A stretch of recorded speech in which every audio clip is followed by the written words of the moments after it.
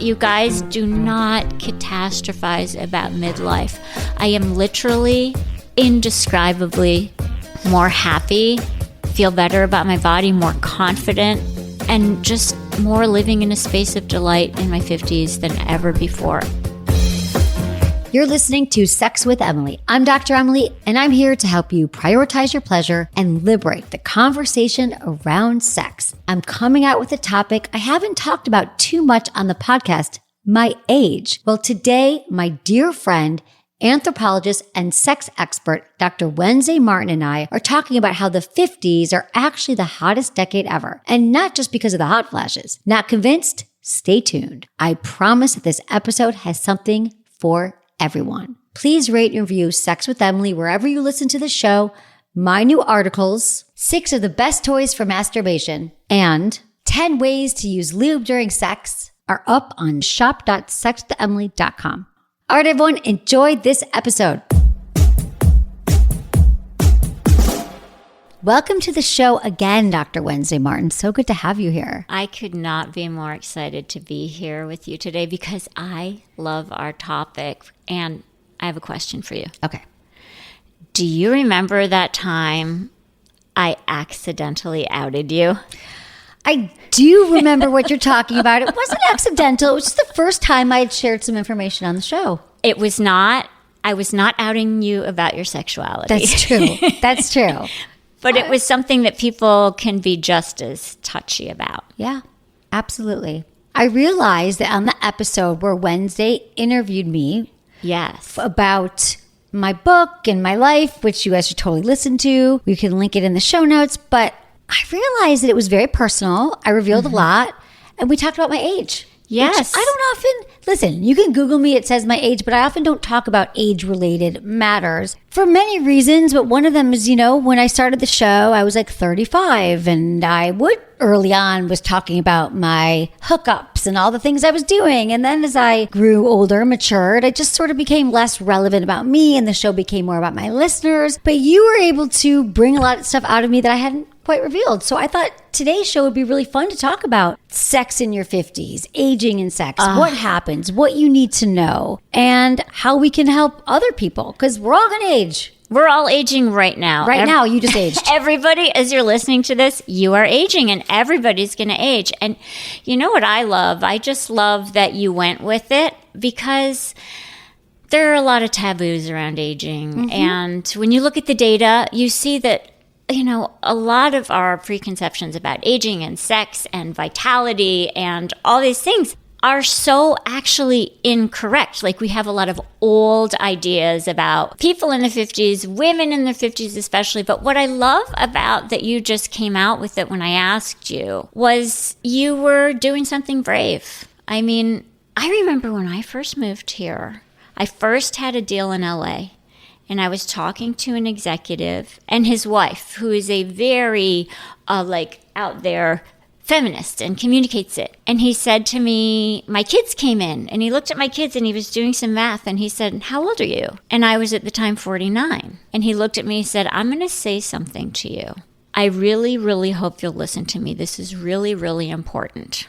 And he said, do not ever tell anyone ever how old you are, ever, if you want a career, any kind of career in entertainment, or if you want your career to flourish, basically anywhere. He said, do not have another birthday party. Do not talk about your age. Do not disclose your age. He said, you could get away. People probably think you're 35, and your career will go a lot better if you don't correct that notion. And so the next thing I decided to do was write a book about being in my 50s. Good for you. I mean, really?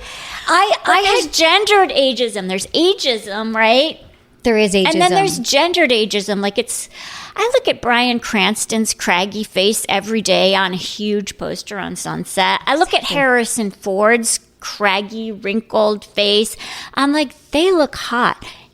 We do not allow women that don't for get women, that, right? No, and we have to do all the things to keep up, right? You have like Botox and your hair done, all the things that women have to do, and men like, oh, he's older, he's just more attractive, the dad bod, the wrinkles. Yeah. There's just, it's kind of sexier when men get salt and pepper Yeah, hair. and they get like gravitas, right? They're like silverbacks. I had similar messaging when I moved here at 42 to LA from San Francisco, and people were saying similar things to me. You don't talk about your age, you look so young, which always felt great. It feels good. People are like, oh, you seem so much younger. And so maybe we should just first talk about what are some of the things, because we're going to debunk all these myths, but what are the things that we do hear? I heard like, oh, in your 50s, life is over. I remember reading all these articles about women who were like, when I became 50, this is when I was younger, but when I became 50, I felt invisible. Yeah. I felt that I had no more power. I felt that no one saw me. Yeah. And I've heard some of those things. Me too. Not been my experience. Okay, let's talk about it. What else Because have you... it's really important, I think, to front load what the negativity is Let's in our front load culture it. and in our minds, right? Okay, well, if you'll indulge me, there are some data-driven facts. There are some clear data that there are things about being a woman in your 50s that are harder. Here's something. How about this? Women in their 50s are more likely to get fired than men in their 50s.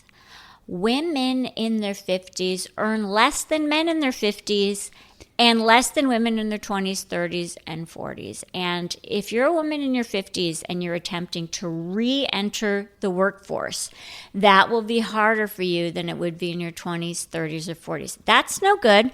We don't like that. No. We also don't like that as we age, some people, including people in the medical profession, there have been studies that show that people in the medical profession tend to be more dismissive of women in general and what we're describing is going on in our bodies.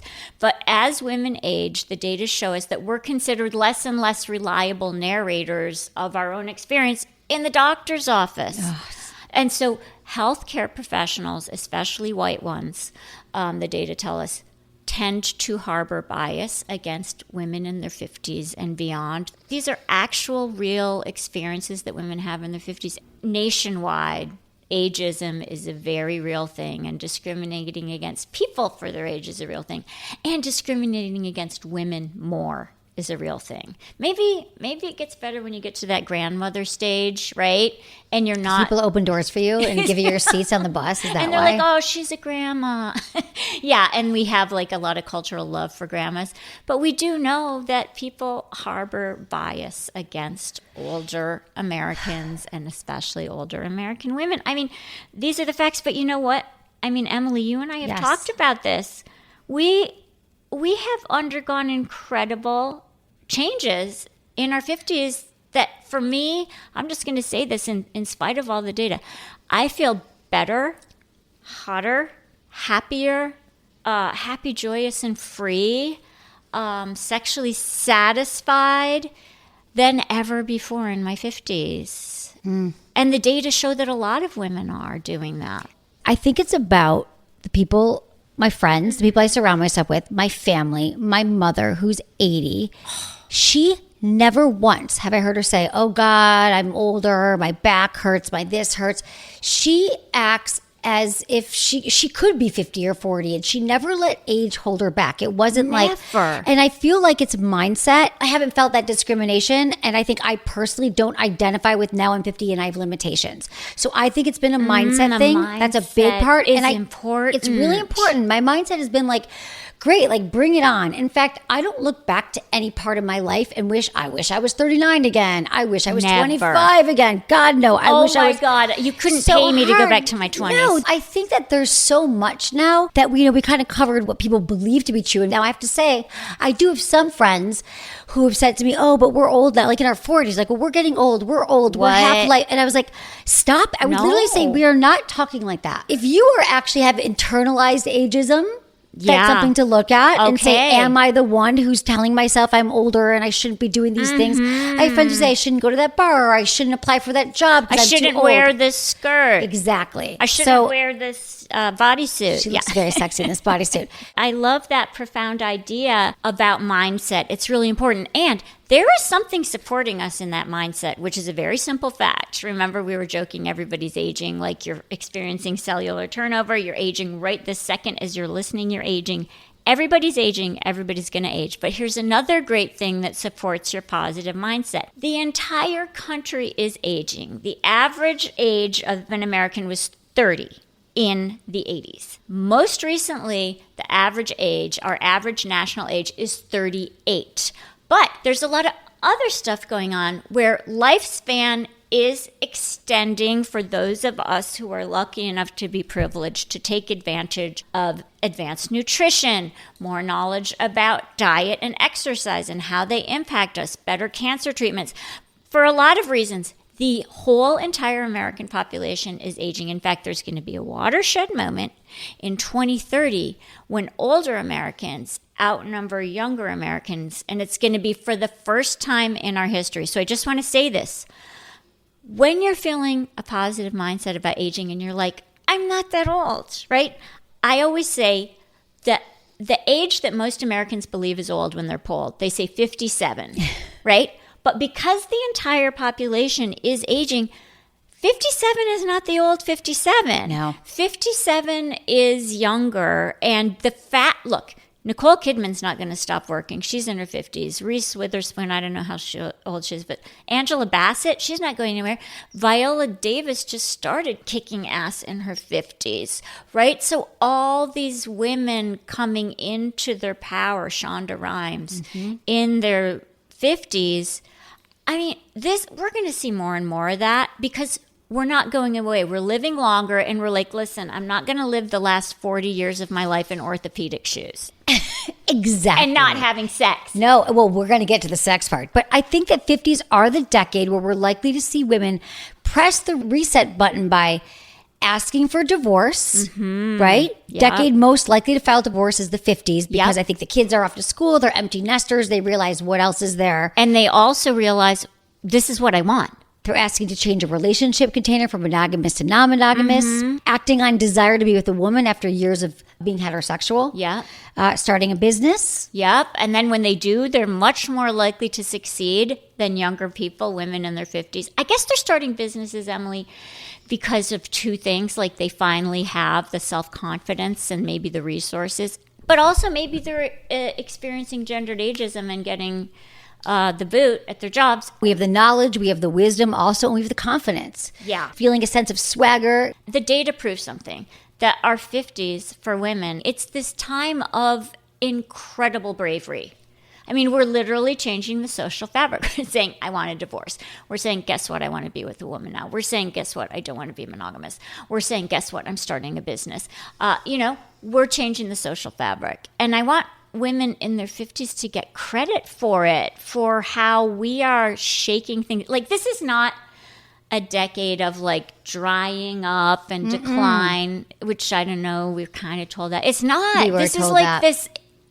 this is daring do. This is like dazzling, daring, and doing in our 50s. Exactly. You're an example of that. Thank you. So are you, Wednesday. Stay tuned because after a quick break for our sponsors, Dr. Wednesday Martin and I are talking more about how life is hotter in our 50s and also sharing some of our menopause and perimenopause experiences. All right, everyone, be right back.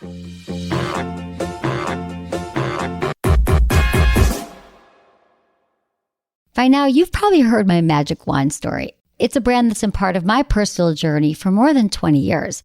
But no matter how many times I sing Magic Wand's praises, I'll never be able to fully capture the story of this incredible brand. Well, now journalist and author Kate Sloan just completed a limited audio series documenting the history and impact that Magic Wand has created over the last 56 years.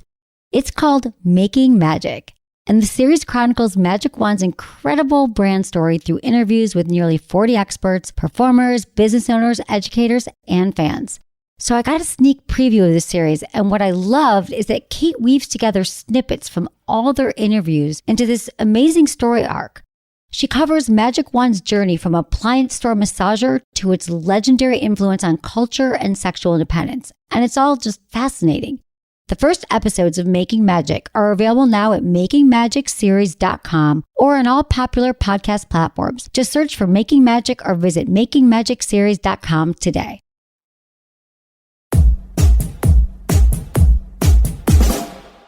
I do think this thing that you said about women having more swagger and confidence in their 50s is completely right. And that's what my book Free Agent is about. And in Free Agent, I really say that I don't think there's anything tougher or more revolutionary than a woman in her 50s. You know, she's been on the wrong side of power, probably for decades. She has a lot of experience, and she's entering a big transformation. Hey, I can't get pregnant from sex anymore. Hey, if I have kids, maybe they're gone. Hey, if I'm a lesbian, maybe I'm feeling more confidence than ever before. Hey, maybe money's not such a problem right now. We're just entering this transformation, and we're having fewer fucks to give. Fewer fucks. So I love women in midlife. I do too. We can follow our intuition more, which is something that I've always been told to do, but it was a little bit harder to do. Having confidence, knowing that we can move through different experiences. Like when things used to get me down, like, oh, this thing didn't work out, or this project didn't go through, or something happened with a friend. It used to feel like, oh God, what do I do? Like every time a problem happened, I used to feel like I have to solve it differently. But now I have the confidence of years of saying, this always works out. I've been down this road before. I know what I bring to the table. I know that I'm a good person, that I'm confident, that I'm smart enough, and I don't let things don't get me down anymore as much. And I think that's part of wisdom too. It is part of wisdom. And I think a component part of wisdom is excellence, and a component part of excellence is wisdom. Like you have been working at your craft, honing your knowledge, keeping up to date, communicating for decades now.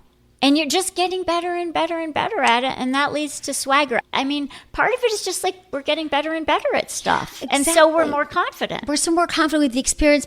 But I also feel sexier. I feel hot. I feel just confident sexually. Like I know what I'm doing. I feel when I walk into a room. I really don't feel what I think we're told we should feel in our 50s. That's like one of the best times in my life. This is the best decade of my life so far. I'm 57. I finally have come to understand that I am the main character in my own story. Because before it was always about my kids. It was about my friends who needed help. It was about my husband. It was about helping my husband's career. It was about helping my kids with school. It was helping my girlfriends who were going through divorces or infertility. There's something about your 50s that's so wonderful when your kids have fledged if you have them. I didn't have a big commercial success until I was 49 years old. So that piece finally fell into place. I stopped drinking and really leaned into my sobriety in my 50s. And that was life-altering. And a lot of women are doing the same thing just because, and men too, because we can't metabolize alcohol as well in our 50s. For us. You and I have taken steps. And also the other thing about your 50s is by the time you get there, a lot of the difficult choices have been made. You've made those choices. Made them, and you've already decided to have kids or not have kids. You know your career. You know what you're good at. It's like this huge weight is lifted also. So much tumult is gone, much tumult. You're like, I don't need to decide that. I don't need to prove myself. I don't need to do all these things. I made that decision. So liberating. Yeah. But I do think that some of the things that we go through, for example, here's the amazing thing to everyone listening, and I don't care if you have a vulva or a penis, because this affects everybody. Yeah. Is that this perimenopause thing, every single person with a vulva is going to go through, can last up to 12 years. And it's a legitimate medical condition that we do not have a lot of information on. We do not have enough information. To talk about it. We are just starting to talk about menopause and perimenopause in the last year and a half or so. It's really exploded. And just to define it really quickly, perimenopause is that period that surrounds the final years of a woman's reproductive life. Yeah. It begins with the first onset of menstrual irregularity, ends after 1 year of amenorrhea has occurred. So that's your final menstrual period. So there's basically two stages to the perimenopause or menopause transition. The early transition, where cycles are mostly regular with relatively few interruptions, and then the late transition, where amenorrhea becomes more prolonged, lasts for at least 60 days, up to the final period. So what you need to know is this. The perimenopause is the part that can last up to 12 years. Menopause is 1 day. Menopause is the day where a year has gone by and you have not had your period. And then you're in menopause. Hallelujah, hallelujah, hallelujah. Yeah, exactly. Yeah, exactly. Look, now we're saying the word. Especially, I love that it's happening on social media. Yeah. We're saying perimenopause. I don't care if it makes men I know throw up. Is it? Not men. Well, I guess I don't want to know those men. I don't want want to hang out with those men. So guys who are listening, now you heard the definition of perimenopause, and it's a cool thing. You can support your partner or your sister or your mom. It's really part of your vocabulary as a person with relational skills is to know about perimenopause and menopause and sort of disabuse yourself of all the stereotypes. And just be able to know, if someone that you care about is going through a hot flash. Exactly. To be there to support them, bring them some ice. Remind them not to eat spicy food. Well, exactly. If somebody's having terrible PMS, right? We know to be supportive of our girlfriends and the people that we love who are going through terrible PMS. Hormonal transition can be messy and difficult. And just to know that it's a transition, that it's a real thing. It's a real thing. Your girlfriend or friend or sister, whoever, that person, she's not losing her mind. She's not difficult. She has a medical condition that she's going through. It's normal. It happens. It's supposed to happen. And there are ways to be supportive, ways she can support herself and ways you can support her. Exactly. Right? Like, yes. Let's just stop acting like it's such a dirty word. We'd all be so much better off if we understood it. So some of the signs of it too, you mentioned like it's like hot flashes and night sweats, a little bit harder remembering things or concentration. You can have, some onset of depression. What is it? Changes in sexual desire. Yes. You might feel a little drier. Your sleep might be disrupted. And you know what I just wanted to say really quickly? There's a resource that I love about menopause. Okay, tell me. I love it. It's called the Menopause Manifesto by Jen Gunter, and it is evidence-based advice for surviving the transition in style and to thrive through the transition. But it is also like a lot of cool science, and you know how I geek out. So we're not going to really get into a lot of the science today, but in case people want to, the Menopause Manifesto is fantastic by Dr. Jen Gunter. Can we personalize this a little bit? Let's do it, because let's talk about what we've been going through. Yeah, what have you been going through? I wanted to actually, while we're on perimenopause, because I know you just shared with me when we were talking about this, that you said it was hell for you. Like, you didn't have information at the time. You were in New York, access to the best doctors. I want to frame this for people, that it's literally, and I'm going to get into mine because I, living in LA, who knows, I had access about 5 years ago, but it was still hush, hush. It was still, no one was really doing it. I had to go out and find my own doctors. But yet your experience was very different because it wasn't really known. The doctors didn't know what was going on. Oh, Lord. I mean, I think for sure my OBGYN knew the term perimenopause, but it's almost like when I was going through this, starting really at age 36 or 37. First of all, I always had terrible PMS, which is one thing I want to say. My whole life. I didn't have cramps and bloating, but I had mood swings and I did have a little bit of bloating, and it was really difficult, right? Now, at a certain point, they do say that bad PMS might be predictive of a more difficult menopausal transition, including through perimenopause. I believe mine started at about 37, but nobody wanted to say it to you. It's like if you have a baby, nobody wants to tell you that the baby has colic, right? Because you'll flip out. When the baby's crying, right? Yeah. Why is the baby crying all the time? Like, the baby's just adjusting. People almost in the medical community at that time didn't want to use the P word with me. So I didn't know what was going on. I had to read about it. I have a background writing about women and sex and gender. And so I did know the term, but not in a way that would be truly helpful for me. And I tried everything. And my really bad PMS just segued into a pretty difficult perimenopause. Absolutely. And that lasted, I'm not going to lie, it lasted for a long time. Here's when I decided I have to do something about this. There's a time when your PMS is maybe a few days, right? And you're bloated, you're crabby, whatever your PMS symptoms are, you're having them. You're having cramps, whatever, for maybe 3 days before your period. Then later in your life, it might go to a week before your period.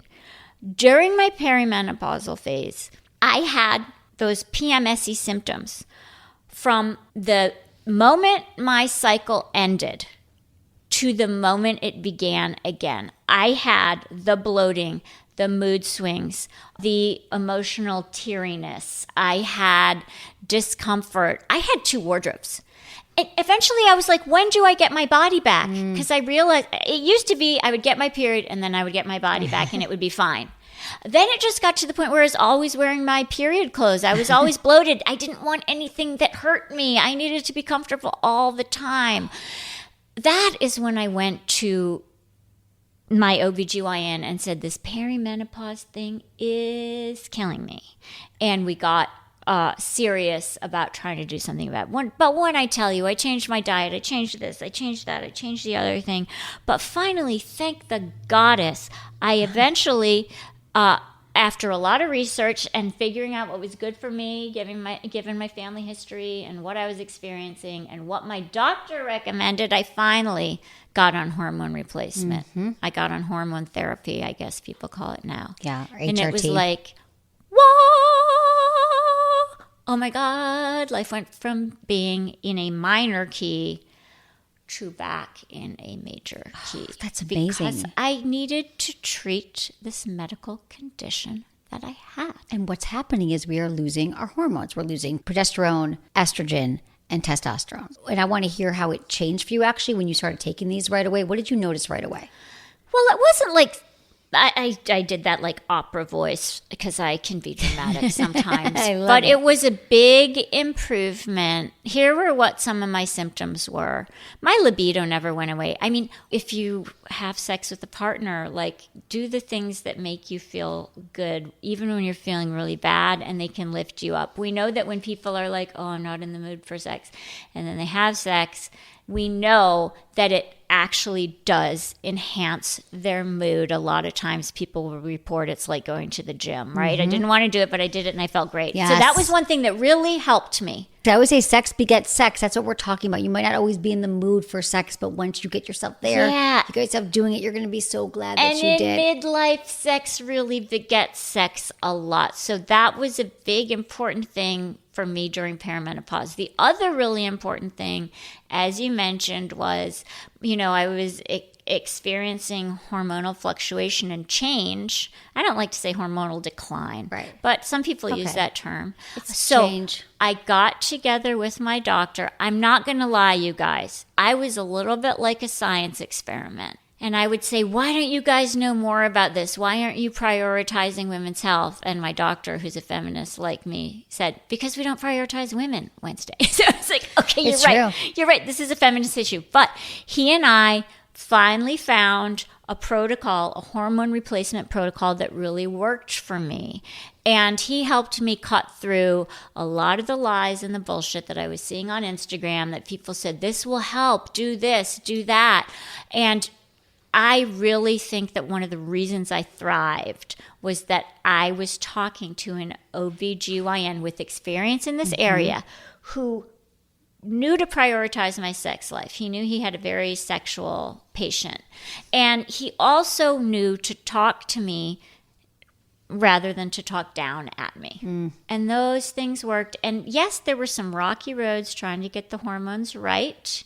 But once we did, I slept better, right? I did not have hot flashes. And I really just was enjoying life more in general. Thank you for sharing all of that, Lindsay, because I think it's so important first to point out that it is a journey.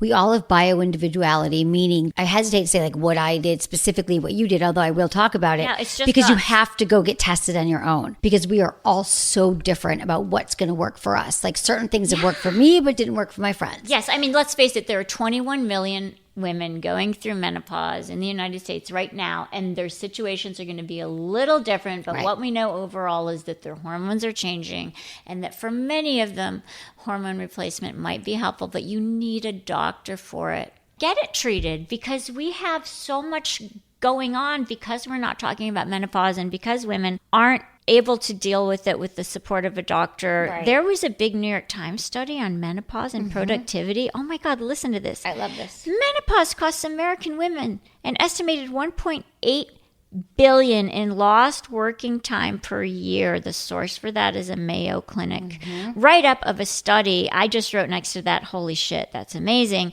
But $1.8 billion lost. And we're just not supporting these women. Did you know that there are some countries where women can take a menopause sabbatical? No, that would be amazing. I mean, couldn't we get some days off? Like, couldn't we, like, it just, if we're actually going through all of these changes and this $1.1 billion loss is because they're taking sick days and they're cutting back on hours. But we have to hide it. Talk about shame. Talk about shame in sex and feeling like we can't talk about it. I can't come in today because I'm having like a hot flash or whatever. It's like we can't talk about it. But I love that there are studies like this that are out there. And I love that we've shown that it actually is recommended now for women over 45 to consider hormone replacement therapy. We just have to find the right doctors in your area to be able to help you. Yes, and keep pushing for answers. Yeah. And so for me, I think it was about 5 years ago that I started feeling like I had night sweats, and I just started, this is my field. So I started hearing more about it. It actually was Dr. Drew Pinsky, because I was on Loveline with him, and he told me that his wife went through menopause, perimenopause early, like in her 30s. And so he found that when she did these hormone replacements, and this was like in 2014, he told me this, she did these hormone pellets. You could like set it and forget it. And he said that was a changer. She got her sex drive back and everything was great. So I first heard about it then. And then when I started going through it, I thought, well, I want to go find out about hormones and therapy and these pellets. And so I called out to several doctors, and I spent a lot of money going on my own because insurance didn't cover this. Right? And they just weren't the right fits. They had different competing beliefs around hormones. And then I finally found one doctor, and the thing that I did was I did the pellets. I tried the pellets. So the pellets are a little bit more controversial just in that, well, let me explain this to you. So the hormones that we're talking about that it's important for women to take is progesterone, estrogen, and some testosterone. Mm-hmm. So these pellets, why they're great for me is because you take those drugs by putting on creams and lotions. Like before I got the pellets, for example, there would be nights where I have to like shoot this thing in my vagina. Then I got to rub on the testosterone cream. Then you got to take a pill for progesterone. And it's like, I don't even remember to wash my face that night because I'm exhausted. Then I got to do these 3 steps. And I know myself that the steps are not great for me. Repetitive steps, no matter how many reminders. Right. It's not how I move through life. So learning there's a pellet that I can put, it's like a little, it's like the size of a rice pellet. Okay. And you put it in your back. Doesn't hurt at all. I go to my gynecologist. I had to find one who did it. She's not many that do this. And then every 3 months I go back and I get the right amount of hormones for me. Now the challenge is they say, well, what if you need more or less? You can't really alter it. So she started very low with me and then we went up. And for me, that's worked because in the past, again, and then I tried to stop for a while and then went back to the lotions and the potions. And again, I wasn't just keeping up with it. Okay, can I tell you, I said to my OBGYN, do better. I said, you guys need to do better for us. I'm putting vaginal estrogen in, which I love, which has been game-changing and life-changing for me. But hey, how about we think that women in their 50s are sexual? And so maybe we don't want this cream coming out of our vaginas because maybe we enjoy, someone performing oral sex on us. Maybe we enjoy intercourse.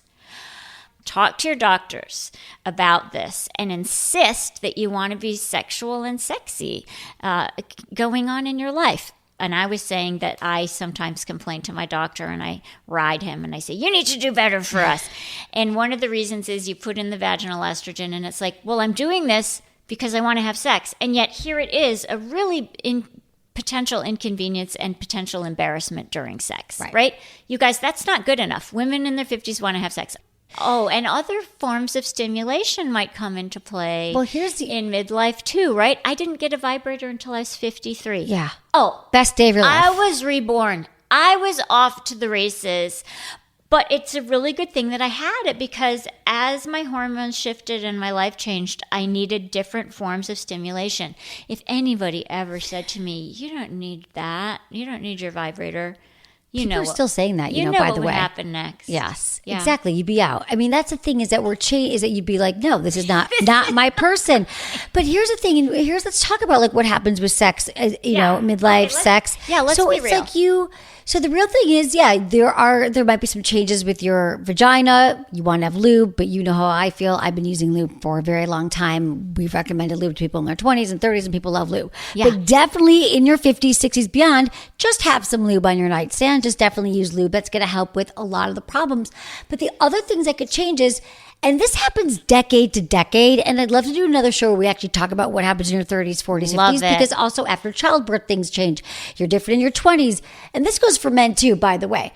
But my body, the way I get turned on, the things that turn me on are different than my 40s. They were different in my 30s. Mm-hmm. So now by 50s, I have to realize that like it's certain positions don't feel as great. And also, orgasms are just different. They're just a little bit different, but they're still attainable. And in fact, I think I like them more because I have a little bit more knowledge, I think, of how to do them. And I know how to move and I know how to explain it. And toys definitely are a game changer for, I think, any stage of life. But toys and lube, I definitely felt my desire change. But I have to say something else, that I've never been anybody who had strong sexual desire. So I don't know if I've ever even said that on the show, but like I remember when I was little, I had friends like, I'm so horny. I can't wait to make out with this guy or this girl. I'm so horny. I was always somebody who like loved sex and I never got tired of having sex when I was with a partner, but I'm definitely responsive responsive desire, not spontaneous desire. I don't think like I need it. I have to consciously. So that's why I've consciously made it like I'm with somebody. It's important to have sex. I'm like, I want to make it part of our life. I need to figure out the ways that I can hack it. So for me, my hormonal replacement therapy didn't necessarily make me want to have sex more. It's not that I don't want sex, but I never had that. I think that many people are like this. I just never had it. This is such a great point. I want us to do a study, or I want to read a study. If anybody who is a Kinsey fellow is listening, maybe they can help us with this. I want to see a study on whether we get better at cultivating our responsive desire as we age, and whether it's a really good thing to do. Because here's something that I hear. On the one hand, a Lumen survey found something great. Did you know a quarter of people that they interviewed who were in their 50s said that their sex lives were better, more interesting, and more adventurous than ever before? So there's that, right? But then there's also, I hear people, men and women, say to me that they have less desire. And I think that, to your point, they might mean that their spontaneous desire is lower, but that's just one part of desire. So let's cultivate exactly what that it is. Responsive desire. Because here's the deal, you guys, just to explain this. Spontaneous desire is when I know Emily's explained it to you before, but we can always use a review. Spontaneous desire is just spontaneous desire. Oh, I just want to have sex. I feel horny. I want to have sex with this person. There's my partner. I'm so attracted to my, I want to rip their clothes off. Yeah. Now, responsive desire is more once you're doing it, you're really into it. This is all with consent and everything, you guys. Or once something happens, or once like your partner says something, touches you in a certain way. You could even look at something and say, "Ooh, I remember when we had sex on that blanket," right? Or for me, it's literally responsive desires. Maybe I need to watch some porn because I know how enjoyable it's going to be. It's not like it's coming at me like a lightning bolt, right? But once I get into it, knowing that it's going to be rewarding. So I think cultivating your responsive desire in midlife could be a great strategy for men, for women, for everyone. Because I don't know about you. Don't you hear from people who say, like, I just don't want it anymore? Yeah. That is the key, is that I think that we think we don't want it anymore, so we must not want it. So we're talking about cultivating it. I hear a lot of women say this, like, I would be fine if I never had sex again. Do you have any friends who've said that in their 40s, 50s? Like, yes. If I never, and I'm just saying it's because we are equating our desire to how men typically get aroused. And to only spontaneous and just desire. Spontaneous. And it's more responsive. It's more like, I got to get in the mindset. And that's what my whole book, Smart Sex, was about, is the 5 pillars of sexual intelligence, is knowing your self-knowledge. Like, when are you turned on? What's going to get you there? What has previously worked for you in the past? How is your body changing? How is your health? The second pillar, have you looked at your hormones, your wellness? Like, there's all these things that we need to look at to understand when we're going to be aroused and turned on. So I think that just to throw in the towel and say, oh, I no longer have spontaneous desire. And I'm saying I was never somebody who had a lot of the spontaneous desire, except for early on in a relationship. Like most people. Touched or see something. Yeah. If I'm touched, though, you massage me, you touch me, like, I'm in. Yes. But I'm not just walking around thinking about like, oh my gosh, I have to have sex. Never. And you know what? And this is one of the big myths, and I get it, this and untrue, and I love that you get into this in Smarter Sex too. One of the biggest myths we have is that women's libidos are, quote, weaker, unquote, or lower than men's. And that's just because we were measuring desire incorrectly. We weren't measuring both spontaneous and responsive desire. So that's just a little aside, but something for people to know. It's and you know what? You know what I love about women and pleasure in our 50s? Can I tell you what I love? Okay, you know how you've been told, like, oh yeah, you get older and you have fewer fucks to give as a woman, right? Yeah. Okay, well, I found this clinical psychologist who specializes in working with women in midlife. And she basically says women in midlife are like revolutionaries. And this could apply to sex too, because she says, Women in midlife decide that they are going to stop living in this acquiescent place of yes to other people. Yes, I'll do it for the social contract. Yes, I'll do it for my husband's happiness. Yes, I'll do it for my girlfriend's happiness. Yes, I'll do it for the sake of my children. Women stop living in this acquiescent place of yes, and it allows us, when we're encouraged and given the space to do so, to be more selfish about our pleasure and to have the time and the bandwidth and the energy for it, because we're not saying yes to everybody and everything anymore. I think that what you're saying is so many times we're thinking about our family, our jobs, our kids, we're pleasers, we're providers, we're nurturing. There's so much responsibility, and something happens when you get into your 50s where you're just like, this is the time, if not now, when? Like, this is the time where I'm going to prioritize my own needs, my own pleasure, my own desires, and not care what anyone else thinks. Not care what anybody else thinks. And like have that selfish moment, because I did it all for my kids. I did it all for my husband or my wife. I'm not sweating so much about money anymore. I'm not worrying who will I be when I grow up. I am a grown up. I'm not thinking I'm a bad person if I'm not giving free psychotherapy to everybody. You're like, oh, hold up. This is the time. You know what I read? Retirees have a lot more sex than people think they do because they're home and they have the time. Yeah. We're having sex. Exactly. Right. They are. What else are they going to do, right? No, but also it's true. It's the other notion is that we stop at our 50s or you stop becoming sexual. There's a lot of studies that show that people are having sex into their 70s, 80s, 90s. Yes. You still have that desire. I just saw a headline a few days ago when I was finishing up my book proposal that there are studies that show that a considerable number of women want more sex in their 50s than they wanted it before. And I think, you know what? That too. Can I tell you one of the things that went into it for me? I couldn't get pregnant anymore. The amount of time in my life that I spent from my late teens to my mid 40s, because I was pregnant for the last time at 43. The amount of time, the bandwidth that took up in my brain that I was afraid to get pregnant, and the pleasure that drained from my sexual experiences, I couldn't even quantify until I got on the other side of it. I couldn't get pregnant. Sex became purely recreational. Didn't have to worry about it anymore. What a relief to let that go. This was a personal revelation. It changed everything. So I think that's one of the reasons too. Plus my kids were out of the house. Yeah. Plus we opened up our marriage. Sex just... You had all the things working for you. I feel like you did it right. But so do a lot of other women. They do. Even if they don't open their marriages, even if they didn't have kids, they're just at a better place in their 50s, and it's time for women to understand this. I want women in their 20s to understand all the things that get better in your 50s. It really does. And young men too. I also want to emphasize though that sex in our 50s too, it just might take a different kind of work. I'm always talking about helping people in different stages of life. And I think it's work, to be honest, in every stage of life. I get just as many questions from people in their 20s, 30s, 40s, 50s. I just think that there's less information about this, and that's why we're talking about this right now. You know, I think it's just really important to know that it doesn't mean that it's over again because you don't have the responsive desire, because you might feel dry, because there might be some pain, because you don't feel great in your body. There's a lot of different reasons, but it doesn't mean that once you get going and we help you put all these pieces in place that you won't want sex again and it won't actually be better. I love that you cited the study that showed that women are having more adventurous, exciting, satisfying sex in their 50s. That's the data. I think they just finally feel like they deserve it.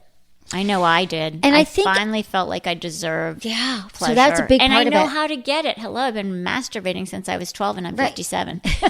Well, right. We're also experts in our own body. We've been masturbating for 40 years. Literally, you are an expert in your own body.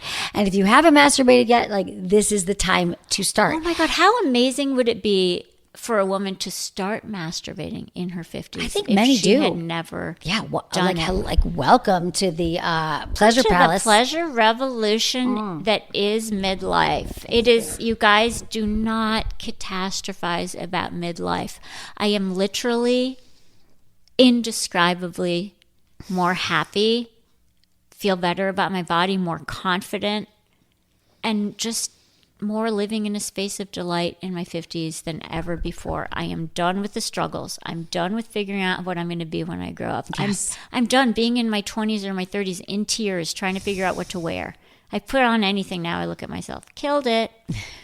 it's different. Life is better. We have more resources in the aggregate. We have more social support in the aggregate. We have more professional networks in the aggregate. We have more free time in the aggregate. It's just, gosh, it gets it's good. a good Do time. not catastrophize. What an inspiration. Please don't 50s. catastrophize it. We got you. We're also going to add some resources for some tips, some books, some great resources for perimenopause, menopause, and all that. Because we're just giving, we wanted to share our own personal experiences. But, and also if you want to hear more about this stuff, we can definitely do more shows, bring on more experts, which we will be doing. And don't forget to follow A Black Girl's Guide to Menopause, which is awesome. Okay. And Dr. Jen Gunter. If you're interested in this stuff, no matter what your gender identity and no matter how old you are, this is really interesting, geek out on it, science, and a way to be a really good friend to anybody who's going through these transitions. Stick around because after a quick break, Wednesday and I are sharing our best advice for those of you in your 20s, 30s, and 40s.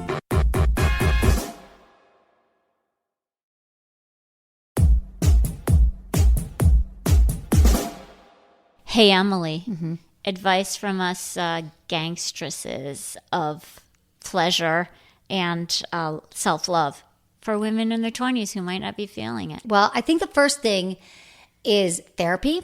Start early with therapy. I think it's really important to find a therapist to start working on stuff that happened in your childhood, to start to understand your narrative, to heal a relationship with your parents, because it's going to stay with you for the rest of your life. So for me, starting therapy in my 20s, seeing a therapist regularly was a game changer. So I'd highly recommend do the work now. The sooner you do the work, the more evolved you're going to be. It's going to help you. I know you think you can't afford it. It's too expensive. You don't have time. But there's a lot of different resources right now where you can find the time. It's really your mental health is probably one of the most important things. I mean, so is your physical health, but mental health is, if you don't have that, it's so much harder to deal in life, to have healthy relationships. It's going to help you in everything that you do. Amen to that. I mean, if you can afford dry cleaning and going out for drinks, you can probably afford a sliding scale free therapy session. And I love that advice. Here's what I would suggest. Get a vibrator now. I mean, it changed my life. I waited until I was 53, as you know. Get a vibrator now.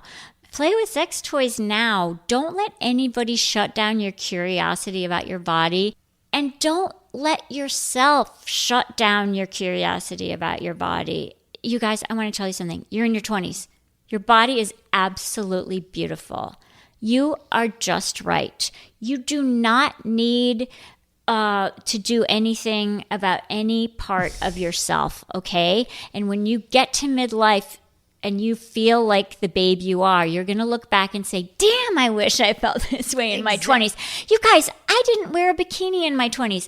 What on earth was I thinking? I'm wearing one for sure now at 57. You guys, wear the bikini, eat the ice cream cone, have the orgasms, go on the dates, take the risks, apply for the job even though you're only 50% qualified. That's what guys do. Yeah, all the time. Those are all great things. It's true. And learn, I love all of that. It's true. Like it's so hard though, because my mom used to say to me, she'd say to me, do you see these spots on my arm when I would be laying in the sun? These spots, you're going to have these spots one day. Like put the sunblock on. And I was like, oh God, but I need to be tan for prom, I remember. I was like, Mom, it gets so hard to take parents' advice when they're telling you this, because it's like, but nothing matters more now than being tan for prom, Mom. So I'm not wearing sunblock.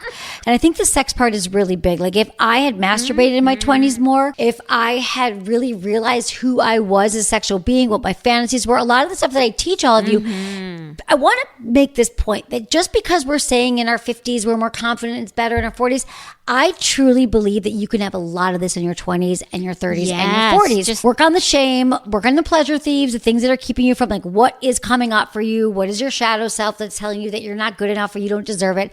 Work on all that stuff in therapy. When I say that the most attractive thing in the bedroom is somebody with confidence, I don't mean that you know how to give a great blowjob or go down on someone really well or you know all the moves. It literally means that you understand your own body, you understand pleasure, you understand that you have to get your needs met during a sexual situation or it's not going to be satisfying. I mean, think of it this way. You go to a restaurant and you sit down with your partner on a date in your 20s, and let's say their food gets delivered, they get their appetizers, if they get their drink, and then you leave and you got nothing. The waiter bought you nothing. Oh, that's hell literally no. what sex is like in your 20s. At least I Hell felt. no. And you deserve to eat full plate, desserts, appetizers, everything in your 20s, and it's totally available for you. And the confidence is knowing that, experiencing your own body, being able to advocate and ask for that. That is what my sex was for me until my 30s, was not having anything to eat, Yes. not having my pleasure. It's Yes. never too late, and you can start now. And if you're listening to this show right now, or if you know someone in your 20s, 30s, pass this along, because I think it's really important knowledge to and have. you know, I just saw a big overview point to that of what you're saying, because that is so profound and so important. You guys, I wish I had known this in my 20s. I am not a conduit for other people's pleasure. I am not here to provide visual pleasure to strangers on the street that I don't know. I am not here to give sexual pleasure to another person in bed just by contorting my body in certain ways and giving them what I think they want. I am not a lingerie model, although sometimes I like to wear it. I am entitled to pleasure myself. As you said, I want to say one other thing. You guys, nobody's looking at your acne. Literally, nobody is looking at it. No. Guess what? Here's what I learned in my 50s. Life is a wedding, and I am not the bride.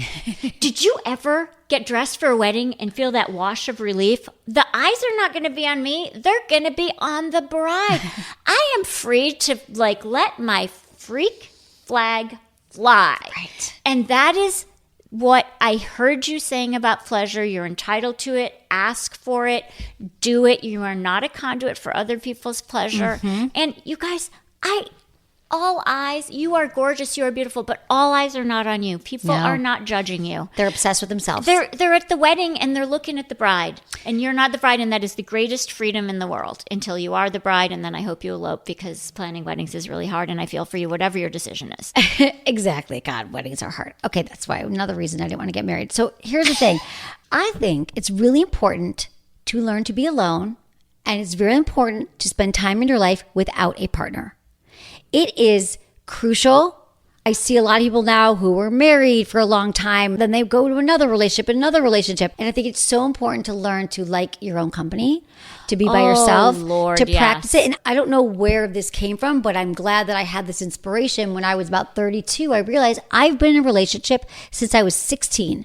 I would date someone for a few months and I'd break up and date someone else. And I was like, who the hell is Emily Morse without a man in my life, without a partner? I have no idea.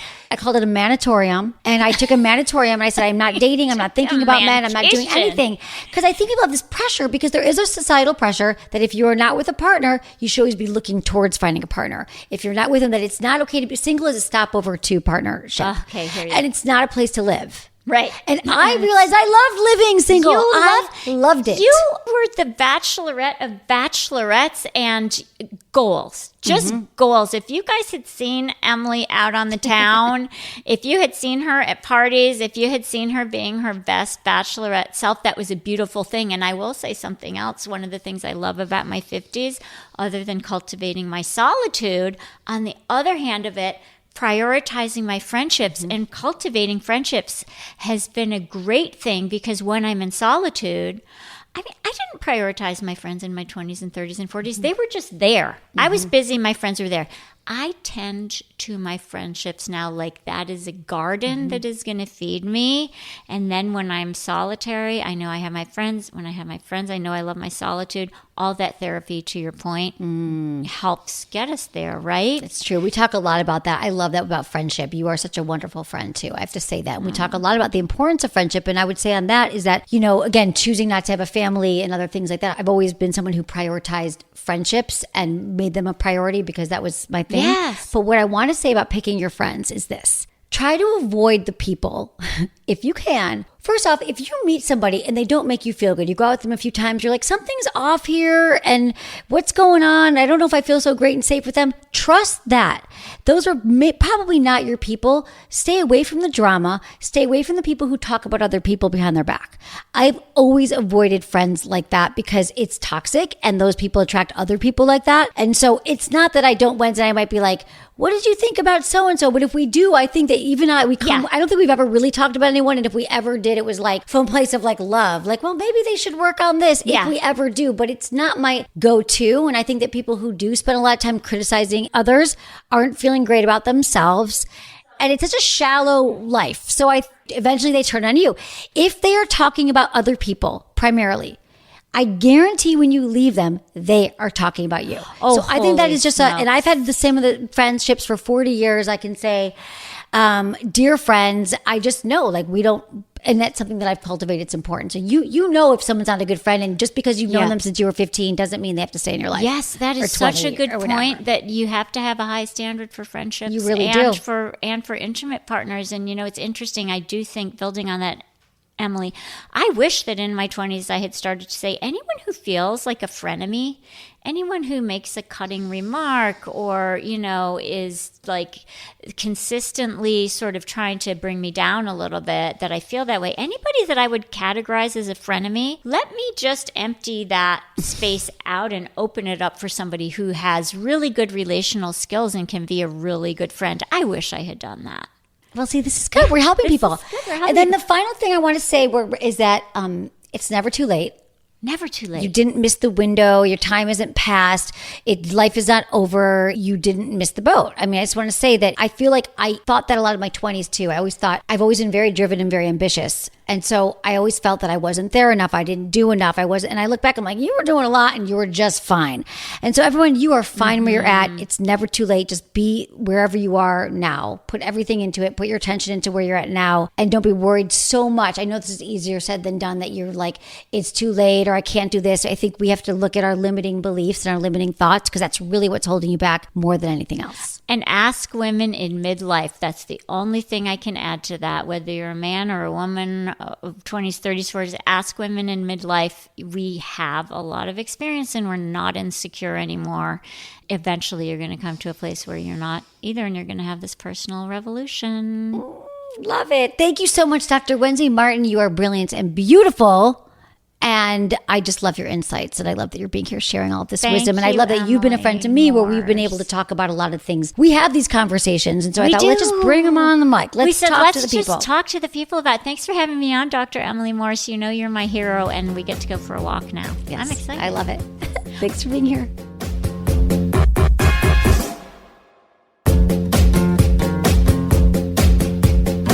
That's it for today's episode. See you on Friday. Thanks for listening to Sex with Emily. Be sure to like, subscribe, and give us a review wherever you listen to the podcast, and share this with a friend or partner. You can find me on YouTube, Instagram, Facebook, and Twitter at Sex with Emily. Oh, I've been told I give really good email. So sign up at sexwithemily.com. And while you're there, check out my free guides and articles for more ways to prioritize your pleasure. If you'd like to ask me about your sex life, dating, or relationships, call my hotline, 559-TALK-SEX. That's 559-825-5739. Or go to sexwithemily.com/askemily. Special thanks to Acast for powering the Sex with Emily podcast. Was it good for you? Email me, feedback@sexwithemily.com.